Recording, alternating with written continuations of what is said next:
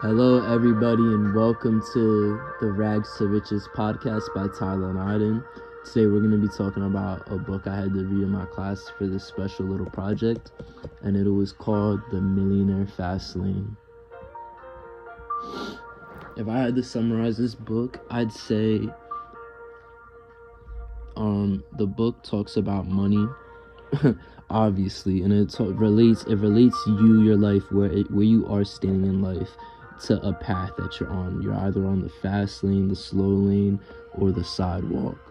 Now, different things will fit in and could make you on these different lanes. You don't have to be a millionaire, have 500,000 in an account in real estate, doing whatever every single day to be on the fast lane. You can still have 2,000, but it's a matter of knowing how to make your money work for you rather than you working for it. A common theme I found in this book is that money is not easy. The author goes into so much deep talks about his struggles with money, and he goes out of his way to show that if you're in it for the easiness and just get in, get out, it's not like that. It's a commitment, and you have to see it through. A quote he said was, "Despite the confidence, the next few years fell horribly short of my expectations. I lived with my mother and bounced from one opportunity to another. Success was absent." Now, this quote really spoke to me because it made me think, like, dang, you're basically trading your however many years you're in the workforce of conformity to however many years it takes for your model to blow up or increase in value, where you can take the money from that into something else. So it seemed very risky, and I'm not gonna lie, the quote did set me back a little bit, but it also helped me reposition myself and my plan, which is another great reason why this book is amazing. He also goes on to say, all wealth events proceed by process, a backstory of trial, risk, hard work, and sacrifice. Can't be better said. Conflict. The conflict I saw in this book was learning to make money work for you rather than you working for it. The author shows us how to combat this problem by giving us many different types of business systems. Two of the many he showed were content systems and distribution systems. Content systems are systems of information. The information can be fused with various other systems like internet and physical distribution systems. Then he also,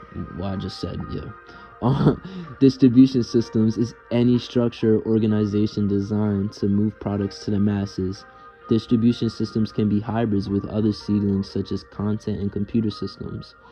This book relates to our world because it exploits the misunderstandings about money that many of us people are not aware of, and this knowledge can also help and benefit us in many ways. An objective I took away was create a business system that survives time, but is exclusive to my own time. The quote I saw that I liked that related to this was, when your wealth is predicated on factors that you cannot control and are implicitly limited, you aren't going to make fast progress. Now, the whole point of this book isn't to give you something that will last you a lifetime. It's about increasing what you have as fast as possible and how to do it in today's world. So I just really like that quote, because you can't increase or do any of that stuff you want to your money while working a common 9-to-5, or you can, but it will just be even harder to do that. So this book gives you many ways to set yourself up for that rapid growth. Now, the author's writing style is in second person. Two examples from this are one sentence, and you can owe one if you know how and where to get the seeds. Another quote was, you can take a deep breath and let loose. Now, this is my opinion on the book. I personally like this book because it taught me things that I didn't know before, while still being entertaining and keeping me engaged. For example, I learned that the market cap of your own business, or I learned how to find the market cap of your own business or company, or a company you particularly want to invest in. Anytime an asset has sustainable profits, An industry multiplier is governed by prevailing market conditions determining the asset's value. For example, if you own a manufacturing company that gets $100,000 in sales and the average multiple for your industry is 6, your asset value is now worth $600,000, just like that. So it's very interesting to me. Impact on my daily life. This has impacted my daily life by changing the way I think about money. For example, this book has led me to working and starting my own website. A quote from this book I like is about the business model that I'm going to be trying to take on. What sets the internet apart from real estate is it implicitly contains leverage. When you own a website, you're accessible to millions. And when he said millions, I believed it was millions of people, not millions of dollars.